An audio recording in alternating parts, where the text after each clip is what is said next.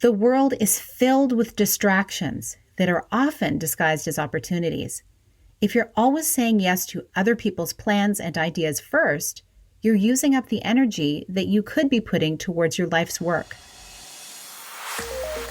Hello, and welcome to the Connect podcast. This show is all about helping you connect to your soul's calling so you can take action on it. Because the sweetest success is a blend of discovering your purpose with the inner drive to bring it to life. I'm Sheila Botello, health coach, lifestyle entrepreneur, and mom of two, best known for my online wellness programs, mentoring, and self-love passion. Listen in for inspiring interviews, solo chats, and Q&A sessions that will move you past overwhelm towards what lights you up. Stop accepting good enough and go for your version of great in your health, business, and relationships. Let's get started. Hey, welcome back. Today, we're going to talk about relationships and how rewriting the rules around how we interact with each other, aka setting healthy boundaries, can elevate everyone's quality of life. In my experience, you teach people how to treat you, often in nonverbal ways, by the way you respond or react in the day-to-day, and by what you allow to be swept under the rug. You see, we all come into new relationships carrying our past experiences with us. They act like a camera lens that we look at the world through that alters reality a bit with feelings from our past. We're most often not even aware of them, but a sight, a smell, a song, a tone of voice can cause us to jump from the present moment back to a distant memory. We often unconsciously set up boundaries to keep us safe from emotional harm or discomfort. Being a parent has made me increasingly aware of the state of my boundaries. Going from the freedom of planning each day based on what Peter and I wanted to do to having a tiny human who needed to be fed and changed 9 times a day, we'll do that. Then planning ahead for their needs, along with being flexible as they grew and their needs changed. Whether or not you have kids in your life, you're probably aware that this year has been one where parenting got just a little bit trickier than usual. I'll share a story that will highlight how upping your boundary game is super valuable and doable. Let's talk technology. It is changing so fast. It's amazing in many ways and enslaving in others. This year has seen the elevation of screen usage because so many of us were at home. It was so easily a go-to for many parents to use as a soothing distraction from all the chaos happening around us. There are different points of view on this topic, but I believe that in our increasingly screen-driven world, having your kids be able to express their creativity and use their energy in spare time in ways also away from a screen can be incredibly valuable to their brain development, empathy, and overall well-being.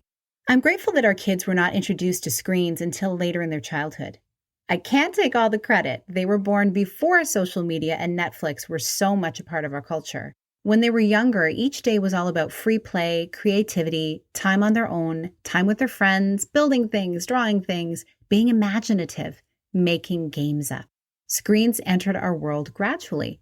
They shared a tablet to play games a few times a week when they were 7 and 5.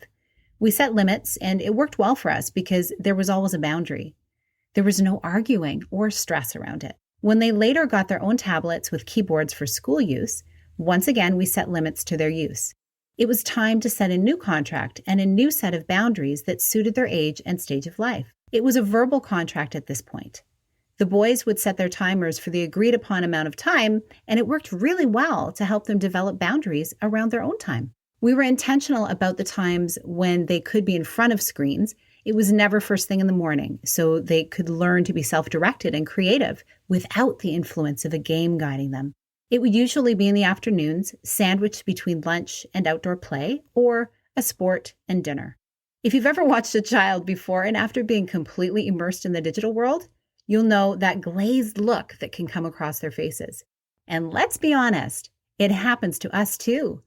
After scrolling the little squares or a news feed, you've just taken in so much information, your brain is overloaded. After putting your phone down, you need to take a beat to re-enter reality. You know, that's often been my experience with a TV show. When I began my relationship with social media in 2008, I had zero boundaries at first, and I felt truly overwhelmed after scrolling for 30 minutes which would sometimes turn into an hour. It made me feel uneasy. If it's a struggle for us, imagine how much of a toll it takes on young, developing minds.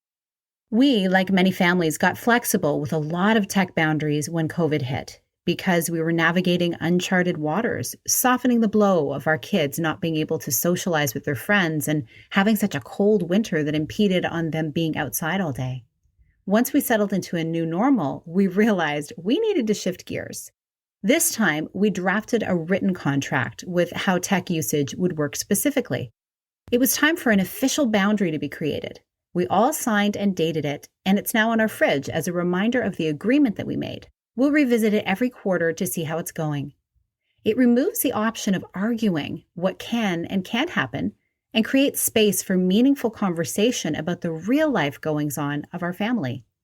It's also a great prelude to structured negotiating skills that my boys are going to need in their careers. We've always let our kids know that these devices are a luxury, not a right. And while they're very much a part of our world and our future, we get to choose how and when to use them. The lesson is this: giving our kids the gift of teaching them boundaries around their devices helps them learn to make the transition more easily into their young adult lives. I believe that whenever we set a boundary for our kids, we're giving them a gift, a teachable moment that pays huge dividends for years to come. I always tell my guys, this boundary is for you. It's for your future self as much as it is for you right now. Because one day, when they're out living their best life, chasing their dreams, and fully keeping their own schedules, they'll hopefully be master of their tech devices instead of being slaves to them. The same is true for their physical health, spiritual practices, friendships, and work. I've heard it said that the way you do one thing is the way you do everything. I've talked a lot about tech boundaries because I've been hearing how much of a struggle it is with so many. And in the same way, boundaries are needed in every area of our life. Implementing practices that uplift your health each day, your relationships, and your spiritual life are the foundation for healthy living. Let's talk about sleep, for instance. Peter and I set a boundary around our boys' sleep from the start to aid in their physical and mental growth and development, and our own sanity. Raise your hand if you've been there. Sleep is where our bodies recharge and reset for the next day. It's also where they grow. You can visibly see the difference between a rested child and a sleep-deprived child, just as you can see it with an adult. Sidebar, I wonder what percentage of the world's problems could be solved if rested humans were in charge. We need more sleep. As infants, our kids slept 12 hours and had 2 naps. Then they only had 1 nap. Then nap time was gone and replaced with room time, so they could learn to be creative on their own and enjoy the gifts of solitude. Over the years, the amount of sleep they needed at night dropped to 10 hours. Now we have teenagers, and this critical growth phase requires more sleep, not less. Each phase of life and growth requires a new boundary around sleep. The result in our case is that our boys know what it feels like to be rested. When they've had interrupted sleep, they really feel the difference. So they do what they can to protect their sleep because they want to be at their best each day. We'll talk all about sleep in a future episode, and I have a program to develop your best sleep habits. But for now, I'm using this as an example of how, just like the tech boundaries I discussed earlier, the same principles can be applied to sleep. Life is a collection of choices and experiences. When you take the reins and intentionally direct your actions toward daily activities that empower you and your abilities, you unlock so much more of your potential. I've talked about parenting our kids, and I've learned that the experience of parenting is really made up of a lot of reparenting myself. That's a skill that everyone, parent or not, can benefit from. Giving yourself the loving guidance and acceptance that perhaps was missing in your younger life. Many of our parents did the very best they could with the knowledge they had at the time. Being aware of what was missing then helps us as adults now do what's best for us in the current moment. I read a groundbreaking book on the topic called The Conscious Parent by Dr. Shefali Sabari. She shares a mind-shifting view of parenting, some of which I've done intuitively over the years with my kids, but even more was completely new ground. I learned that I needed to reparent myself to be a better, more connected parent. I needed to release the expectations put on me as a child and allow who my children were to emerge in a loving container. Having healthy boundaries is a big part of this. Whether or not you have kids or are planning on becoming a parent, I invite you to begin the process of reparenting yourself. You may have carried childhood experiences into your adult life. You can, at any time, choose to release from expectations that were put on you as a child, or set down beliefs about yourself that don't serve you that you may have internalized. Where do you need healing? Where do you need to write some new contracts in your life? Set some new boundaries where there were none. When you begin to feel more whole yourself, you're in a much more grounded place to live your purpose. I'll give you an everyday example of a boundary I grew up with that I changed. It's super simple, almost trivial, but it gets the point across.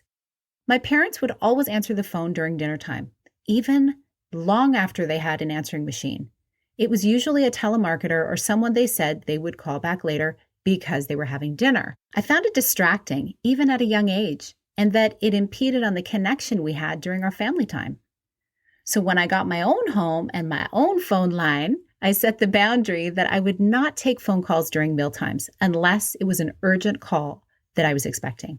Such a simple boundary, right? But that little act gave me a slice of time where I could settle in and connect with the people who mean the most to me. There are so many other habits we've brought into our adult lives that don't serve us, but that we don't question. You've got yours, I've got mine. Taking inventory of these things and choosing how to proceed is very freeing. Boundaries can improve the quality of every aspect of your life and keep you focused and clear on what's important to you. The world is filled with distractions that are often disguised as opportunities. If you're always saying yes to other people's plans and ideas first, you're using up the energy that you could be putting towards your life's work. Having healthy boundaries in place ahead of time gives you freedom of decisiveness. Your life is a collection of the choices you make. I hope you'll start making more choices that move you towards the amazing life you're envisioning. What boundaries are you going to put in place for yourself and with your loved ones this week? If you haven't already, head over to Instagram and follow me at Sheila A. Botello. I'd love it if you'd post a screenshot of this episode and share it in your stories so the message can get out to more people. I appreciate you, and I can't wait until we connect again soon. Big blessings.